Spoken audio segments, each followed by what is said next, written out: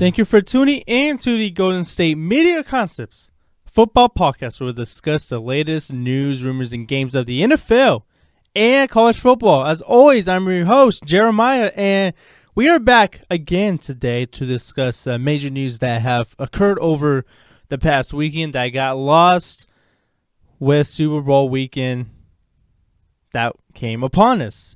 There's a lot of news that broke out, and I'm going to talk about Colin Kapernick opting out of his contract and Kyle Shanahan finally officially being named the 49ers head coaching position.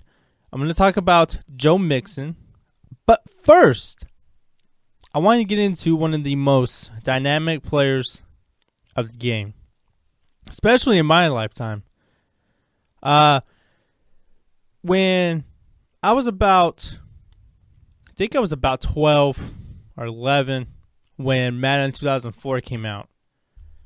And I had a PS2, that's how old this game is. When I first played the game, the first player that I wanted to play with on the video game was Michael Vick. And Michael Vick was on the Falcons to begin his career. And Michael Vick has been considered probably the most dangerous video game player of all time, next to Bo Jackson and Tecmo Bowl. Like that year, I think Michael Vick had like 95 speed or something. Like his speed was just insane. Like you didn't even have to throw it with him. All you had to do was just run it with him. And he was like the human cheat code. So it's like, if you won playing with Michael Vick, it's like you pretty much cheated. Well, those were back in the day, the good old days, when Michael Vick was one of the most dynamic playmakers, one of the most electrifying players in all of the NFL.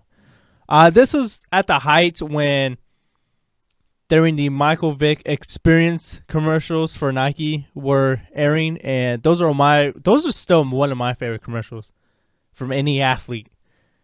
I remember the Michael Vick Experiment commercials. It was kind of like a roller coaster kind of setting, and the kid he put on the helmet. He was strapped in like he was on a roller coaster, and what it was like, it was a room. There was a holographic Michael Vick saying a bunch of messages in a tunnel, and then as you enter the football field, it was a lot of football players that were chasing him, and the kid was just screaming. He was like, "Ah, ah!" during the whole time, "Ah!" And then like at the end, he gets flipped over into the end zone, and Michael Vick, the hologram of Michael Vick, pops up and says, "That's not in the playbook, but it should be," and that's the end of the commercial. And I still think that's one of the best commercials of ever since. And I'm saying this because Michael Vick said he officially retired on Friday. Yeah, when we got off the air doing the Super Bowl preview show, Michael Vick told ESPN that he is officially retiring. And over the weekend when he was telling reporters why he decided to retire, he said he knew it was time to retire when the Vikings didn't call him after Teddy Bridgewater's injury. And he was just he was pretty sad that he didn't get a call. He was constantly working out, I think like 4 times a week. He was working with the quarterback coach, hoping for another chance in the NFL, but it just didn't happen. It just didn't happen. And despite what you say about Michael Vick when, his legal issues with the, him going to prison for dogfighting, he was just one of the best dynamic players in the game. And the fact that he went to prison at the prime of his career really derailed him. I'm not going to disagree with you there. It really derailed him, derailed his image for a bit. I think it still derails his image to the day. It's just that a lot of people don't bring it up because he has such a really good comeback with Philadelphia. It's going to be. It was sad to see him go, and I knew that it was time for him that he just didn't have anymore when he got in. He was just a backup for the Steelers. He was just a backup for the Jets. Injuries continue to pile up at the later of his career. But I do think, he would still go down as one of the most electrifying players in all football. And it's funny because 3 days after Michael Vick announced his retirement, he said he's inspired to make a comeback now. After Tom Brady just led a comeback on Sunday for the Super Bowl, when he led the Patriots to a 28-3 comeback, he said he was inspired. And he says that he told TMZ Sports, as soon as I made the announcement, I wanted to come back out of retirement. Tom Brady really inspired me. Well, honestly, I don't think Michael Vick was the only one inspired by that performance. I was inspired. I don't even play quarterback.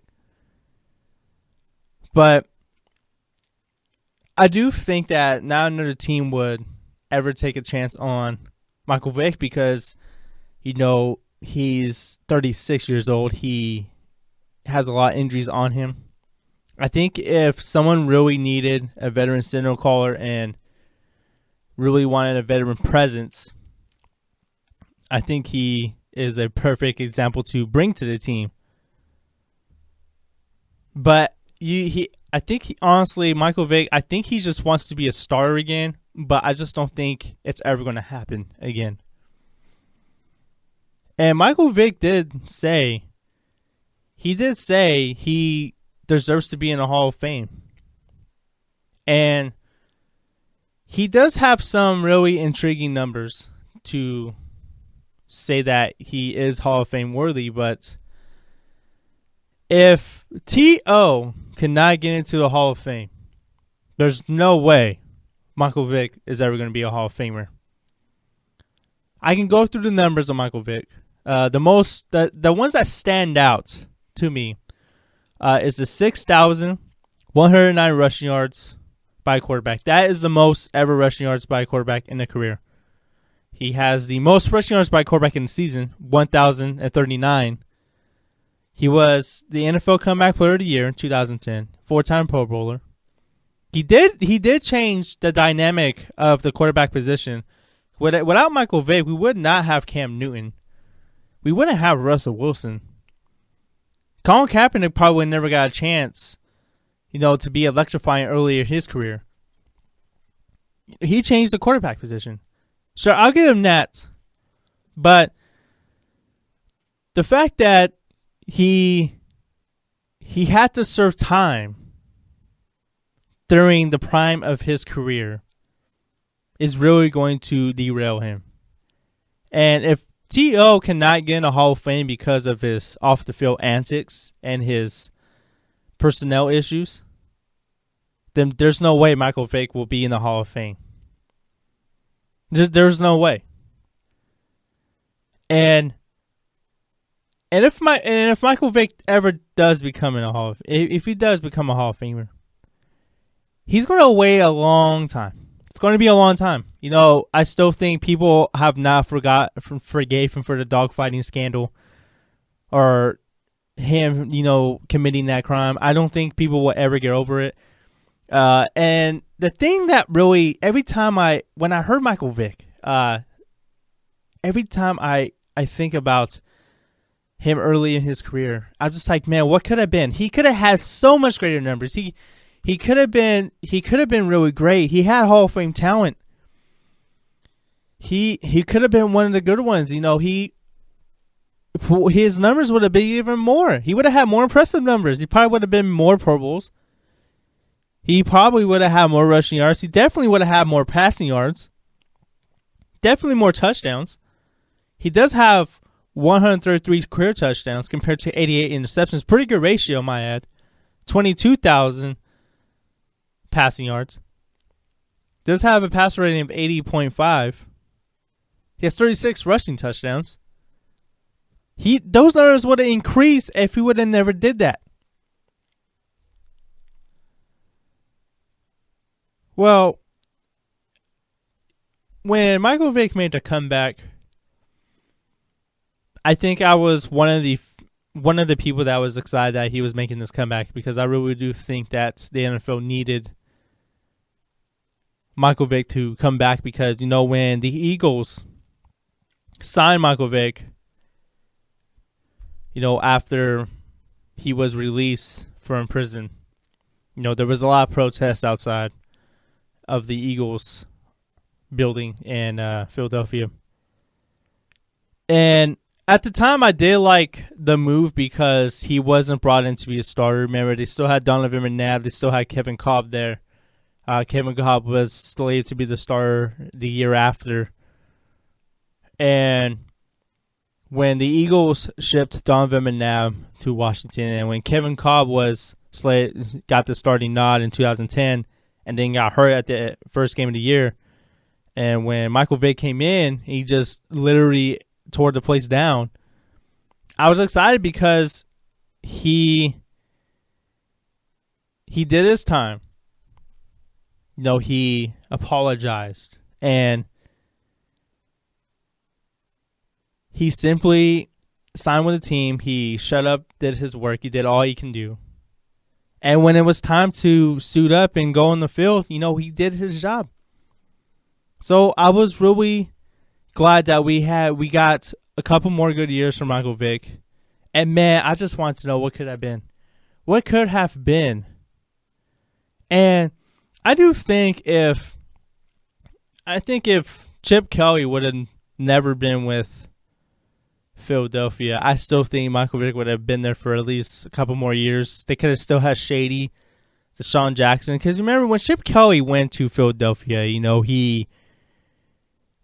he didn't have Deshaun Jackson for more than 1 year. He went to Washington. Then he traded LaShawn McCoy. Then Jeremy Maclin went to Kansas City. Then Michael Vick just wasn't the same guy. I remember Nick Foles was the starter for the majority of Chip Kelly's first year. So I don't know. I think the fact that Chip Kelly was the coach of the Philadelphia Eagles, I kind of think it kind of ruins the end of Michael Vick's career a little bit. He could have had a couple more good years, but it just wasn't working out. But man, I just wanted to know what could have been. I just wanted to know what could have been.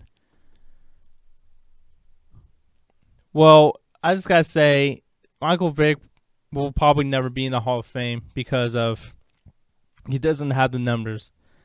He does have the dog fighting against him. But if he does end up going to a Hall of Fame, and it will probably be a long time from now. I don't see him going to Hall of Fame in at least like the next 30 years. I truly do believe that. But all I got to say is, Michael Vick, I think anybody my age or anybody like around my age, I think he was the player that everyone wanted to be when they were, when they were kids. And I really think he brought in a whole new audience. He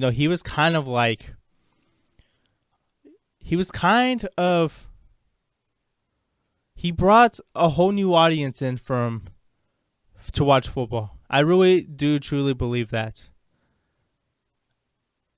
And I don't know if there will ever be a player to ever do that again. I don't think they will.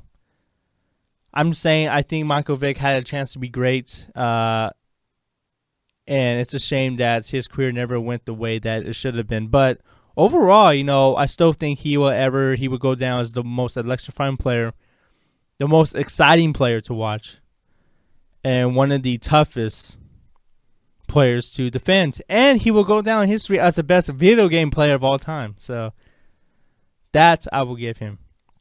And it's sad to see him go, see him in his career this way. But, all good things must come to an end.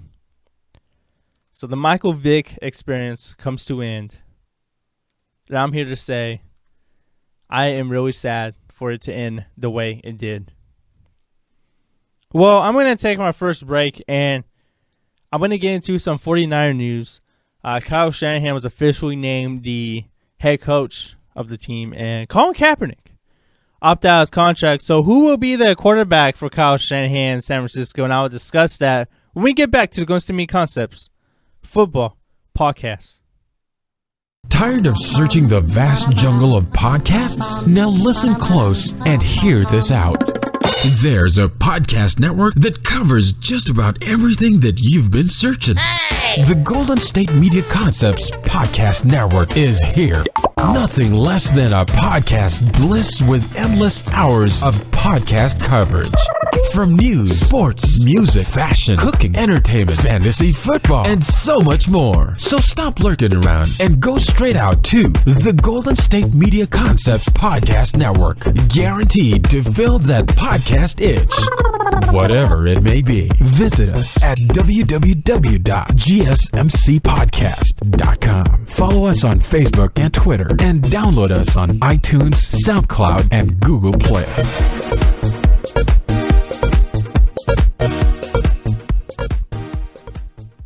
Welcome back to the Going to Me Concepts Football Podcast, and we got a little bit of breaking news here. It looks like Alabama offensive coordinator Steve Sarkisian is poised to become the new Falcons offensive coordinator. And this is according to Adam Schefter of ESPN. He will replace Kyle Shanahan, who was named the 49ers head coach on Monday. He was recently promoted to offensive coordinator after Lane Kiffin left to become the head coach for Florida Atlantic. Sarkisian called Alabama's offensive plays in the college football playoff championship game to Clemson. The news was first reported by Bleacher Report, but to be honest with you, this is actually kind of shocking in a way because he just took over the offensive coordinator position for Alabama, and all of a sudden he takes it over for Atlanta. So it's just a little surprising that they got someone in the college game, but you know what? It looks like Steve Sarkisian started to slowly make his comeback because, he did say he wants to be a head coach again. And you know what happened last time he was a head coach at USC? He had a lot of troubles with alcoholism and all that, and it really did affect him, coaching and doing his job for the USC Trojans. But, he is slowly making the comeback. I do think he has a chance to do really well for the Falcons offensive coordinator because, he is coming from college.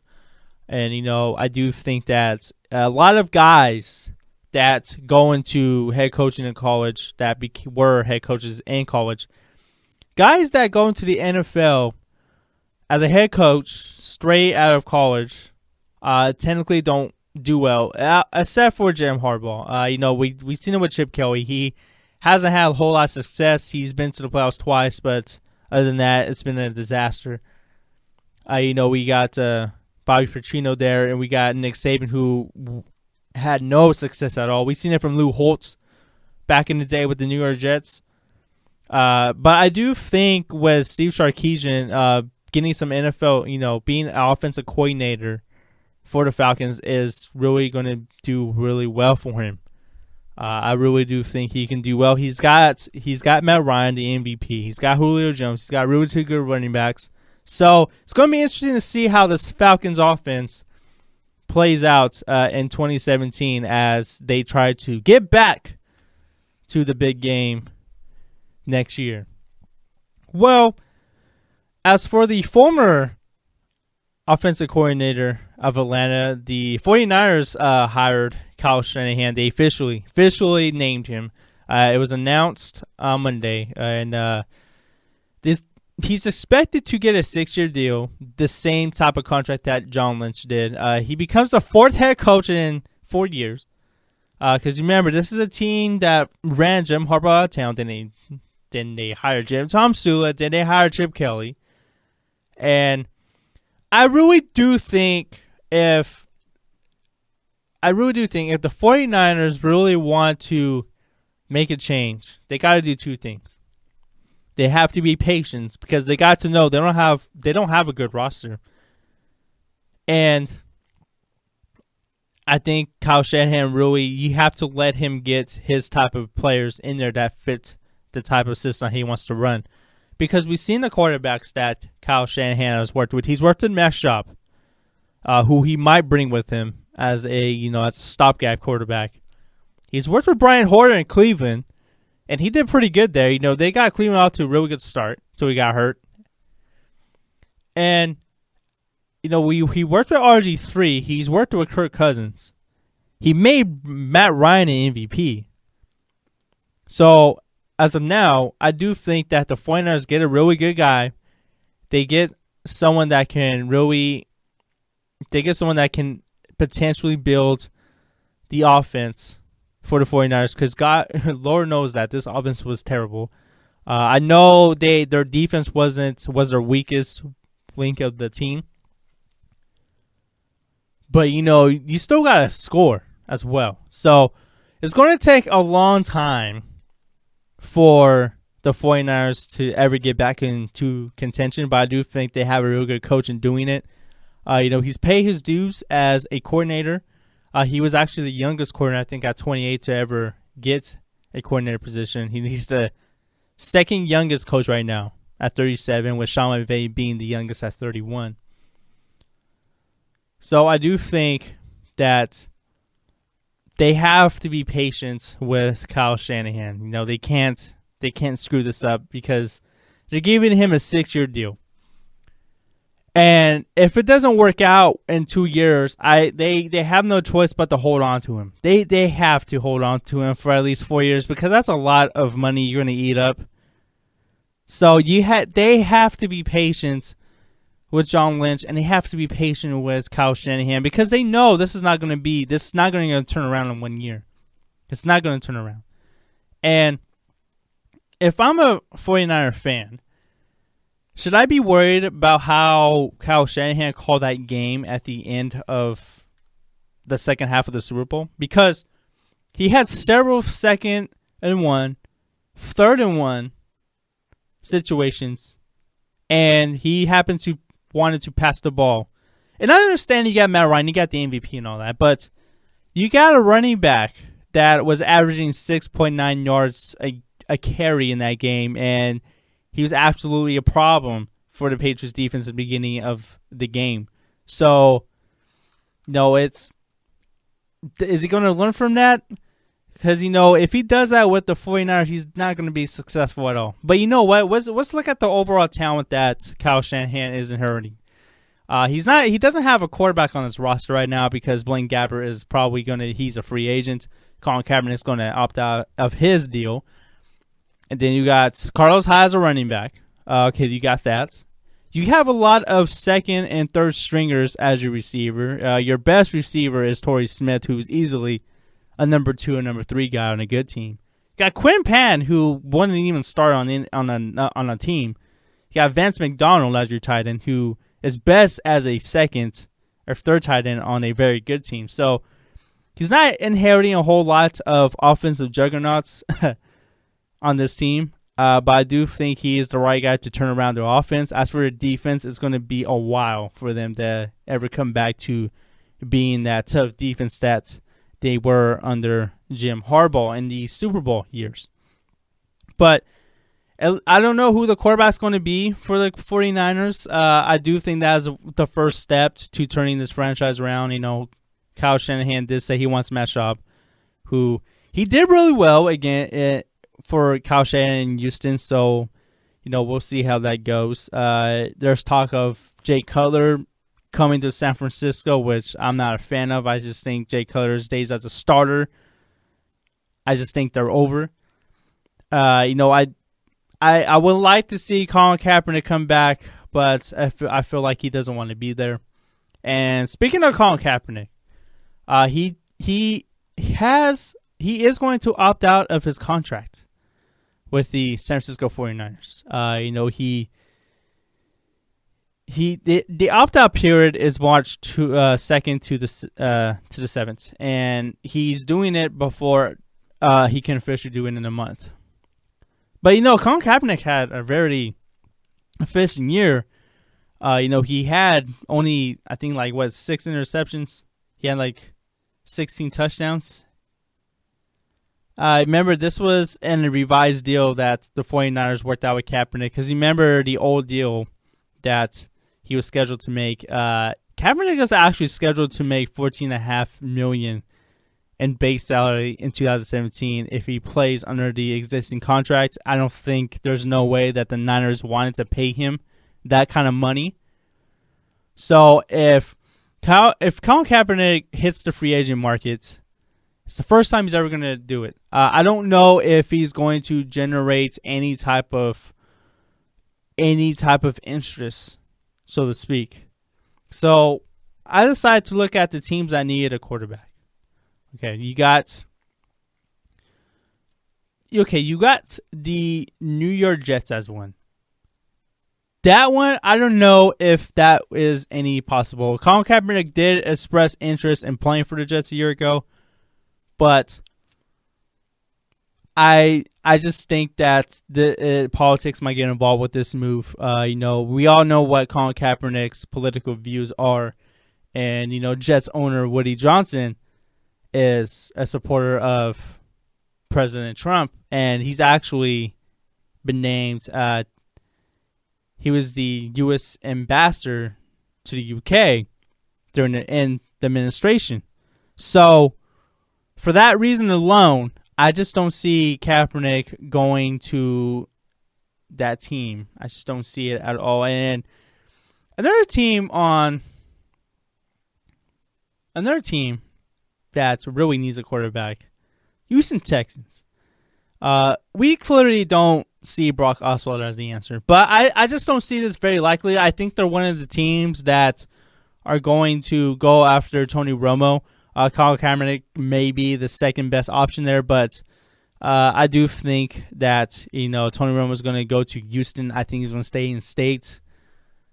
Colin Kaepernick is not going to cost a lot of money, so maybe that is a reason that they would go after Kaepernick instead of Tony Romo, because Tony Romo might cost more money than Kaepernick, and Kaepernick's very cheap to get. He can be a cheap starter. He can be a bridge quarterback until he gets someone better. They might draft Deshaun Watson, and they might keep Kaepernick as a starter if Watson is not ready to go, if they happen to draft the former Clemson quarterback. And a team that a lot of people thought they need a quarterback, that's all they need, a quarterback to be in the Super Bowl again, is the Denver Broncos. Denver Broncos have a really great defense, but we don't know how long that's going to last. John Elway can get Kaepernick for a massive discount. Remember, Kaepernick to the Broncos almost happened last year. And he didn't want to take a pay cut, which is weird because he ended up taking a pay cut anyway later in September with the 49ers. But I do think that, the Broncos, they drafted Paxton Lynch a year ago. They like Trevor Siemian. They got 2 young quarterbacks that they really like. I just don't think it's very likely for them to bring in a guy like Kaepernick to bridge the gap. I do think they like both of these guys. We clearly know Paxton Lynch is not ready to be a starter. Trevor Siemian, he does have very good games. He's been very solid, but he was a little inconsistent at the end. But I just don't see Kaepernick going to the Broncos because I really do think that they like their young guys there. And I think a team that he will go to is the Cleveland Browns. I truly think he will go there. There's been some rumors out there that Jimmy Garoppolo may be the quarterback for the Browns and they may get him in a trade. But let's just say if that doesn't work out, because Jimmy Garoppolo is going to be one of those quarterbacks that's going to be. I think Jimmy Garoppolo is going to change teams. I don't think he's going to be a Patriot next year. I think he's going to be a starter for a team if that's Cleveland. It can be for the 49ers as well. He can go to he can be the quarterback for the future in Kyle Shanahan's new offense there. But I do think if it doesn't work out with Jimmy Garoppolo to the Browns, I do see Colin Kaepernick going to Cleveland, and he will have to compete for the job. We know they have RG3 there. They got Cody Kessler there who has some starts. So I do think that's a spot that he can go. And, there is mutual interest for Hugh Jackson coaching Kaepernick, and Kaepernick wanted Hugh Jackson to go to San Francisco. It didn't happen, but I do think that is a very likely scenario. But out of all those teams that need a quarterback, I can honestly realistically see Colin Kaepernick going to Cleveland. If Kaepernick cannot find a team, I do think that there's a chance that he can come back to the 49ers and possibly learn a new offense under Kyle Shanahan. And I do think if that does happen, I think it can be really well for Kaepernick, because I think Kyle Shanahan is going to be I think he's going to have a good career with the Niners. I just think it's going to take a while for Shanahan to build that team. And if Kaepernick does happen to come back to the 49ers, it might actually be really good for Kaepernick to kind of improve on his mechanics. I think this is the guy that can really show him. And, he's been kind of a quarterback whisperer, so to speak, throughout his career. So I do think it can be a really good thing for Kaepernick if he does end back in San Francisco. But, it looks like Kaepernick doesn't want to play there. And if he doesn't generate any type of interest in the free agent market, which I think could happen, I think he can go back with the 49ers. I think, he can play on a 1-year deal, be a stopgap quarterback, and then if he has a great year, he can play for a bigger contract. I do think that is the way to go. But as of now, I see Kaepernick mostly going to Cleveland, and if that doesn't happen, I think he's going to be a 49er again and possibly be the starter in Kyle Shanahan's first year as the head coach. So that's just what I think. That is what I think. Well, I'm going to take my last break, and when I get back, I'm going to discuss Oklahoma Sooners. Well, actually, the former running back for the Sooners, Joe Mixon. He was not invited to the scouting combine, and that's coming up in March, or I think in a few weeks. And I'm going to tell you what I think about Joe Mixon not going to the combine when I get back to Going to Meet Concepts Football Podcast.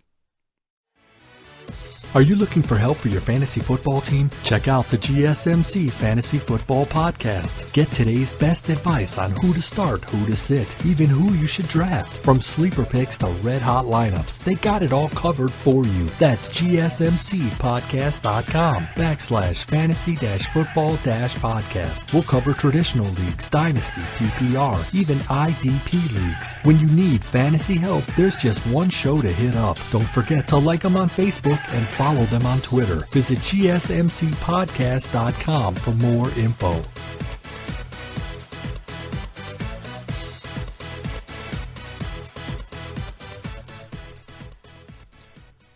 Welcome back to the Going to Meet Concepts Football Podcast. And for the last story of the day, Joe Mixon was not invited to the NFL Scouting Combine. He was not on the invite list to participate. And I'm not really surprised by this at all. I'm really not. He was suspended for the 2014 season for punching a woman, and I believe in the deli. And we all saw the video and how that looked like, and it looked really, really bad. It is unclear if the player's off the field troubles, if his off the field troubles kind of contributed to the omission of the list, and I actually think it did. In 2016, the NFL announced a policy that college players with convictions for domestic violence, sexual assault, or weapons offenses would not be invited to combine, and that doesn't necessarily apply to Mixon, but I do think with the fact that the NFL become going under so much scrutiny with the way that they handle most of the domestic violence and the sexual assault cases, most of their players, I do think this is part of them trying to make a change for that. I do think that this is a thing that they don't necessarily want to they want to change the image of the NFL. And I think Joe Mixon is one of the top running backs in this year's draft based on his talent alone. I did say earlier when this video came out, I do think that was going to hurt his draft stock. I wouldn't be surprised if Joe Mixon ends up going undrafted because he's not going to have he can't perform in front of multiple scouts at the combine. He pretty much has to have a really good pro day for him to, move up his draft stock. And I do think the way that Oklahoma handled this, we can talk about this all day. I think they handled it kind of like the wrong way. Mixon did apologize. He was very sincere. But, I think the fact that this video was the way that this video was released 2 years after this incident occurred. And the fact that Oklahoma kind of didn't handle this in a different way. And the fact that the video looks really bad that, he hit the woman. And you can say whatever you want, the woman hit him first, he had... No. You don't ever put your hands on a woman, okay? That's just thing, no. I'm surprised that he wasn't even... I'm surprised that he wasn't dismissed from the team. I'm surprised that he wasn't dismissed from the university because of that video alone. But, Oklahoma, they gave him a second chance. It looks like he's about to get his third chance soon. And I'm telling you right now, if Joe Mixon does one more incident, I think his football playing career is done. So whoever decides to draft Joe Mixon or happen to scout him, whoever happens to scout Joe Mixon at his pro day, because he's not going to the combine, Joe Mixon has to have the best pro day of anybody I've ever seen ever in my life. He has to have the best pro day any player's ever had. Because he is the best. I think he's the fifth best running back. He's behind Leonard Fournette, Dalvin Cook, Dante Foreman, Christian McCaffrey. Even Donald Pumphrey, San Diego State, I think, could get drafted in front of him. So, he had, off of his stats alone, Joe Mixon had a great year. He had 10 touchdowns. He had 1,274 yards. He had 5 touchdowns, and he also had 538 receiving yards. So, he's someone that can be a third down back. He can be a 3-down back. But the woman that he punched, had her... She had her mouth wire shut. He broke her jaw, eye socket, cheekbone, and she had her mouth wire shut, for most of, for a good portion of the year. And I do think that this kind of is still on that young woman's mind. And, he did apologize, but I do think I'm not surprised by the NFL not inviting Joe Mixon at all. He kind of did this to himself. He did this to himself, and he has to have a really good pro day. He's got to, and he's going to be asked tough questions from now until the moment he is done playing football. He's going to be asked tough questions.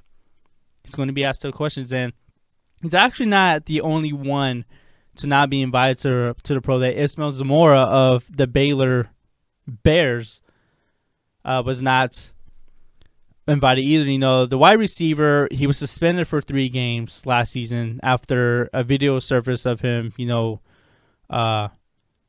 committing animal abuse towards his dog. So that alone did not put him on the invite list.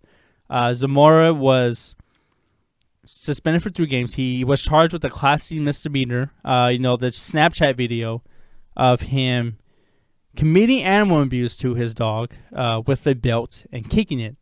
So Zamora was ordered to complete 40 hours community service and to undergo counseling.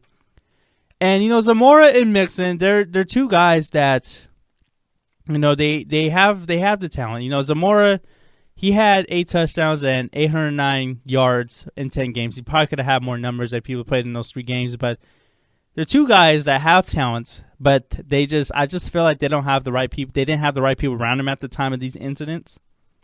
And they did their time, community service. They went under counseling. Joe Mixon is still undergoing counseling, so he's still not done fixing what he has done.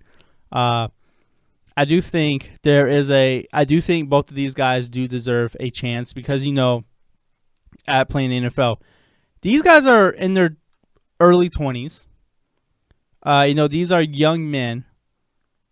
And they did make mistakes, but these are young men trying to, make a better life for themselves. And I do think that these 2 men are going to be under scrutiny for the rest of their playing careers. They're going to ask tough questions, and they both need really good pro days to turn, everyone's view about them around. So it's going to take time. I do think Joe Mixon is a talent. I think Zamora is a talent too. I think Zamora might actually be. I don't see him getting drafted until probably in the 3rd day of the draft. Might be going undrafted. Joe Mixon, I think he's someone that was a first-round talent. He's probably not going to be drafted till the 3rd day of the NFL draft. And I actually think he can be a very good starter for a team if he has his mind right. And I wouldn't be surprised if Joe Mixon goes undrafted. But I do think whoever decides to sign Joe Mixon and Zamora, I do think they are getting I think they're getting a really talented player. I just think they need to go to I just think they have to have the right people around him, and that's going to be very important for their playing career if a team happens to take a chance on these 2 guys. Well, that's going to do it for me today. I had a lot to talk about today. I had a very, very good show, I must say. A lot to talk about, but that's going to do it for me today, and we'll be back tomorrow. Anthony will be here too. We will discuss any news that occurs over the next 24 hours, and, I thank you guys for tuning in. I'll see you guys tomorrow. As always, I'm Jeremiah. This is the Golden State Media Concepts Football Podcast. You guys have a great day, guys. I'll see you guys tomorrow.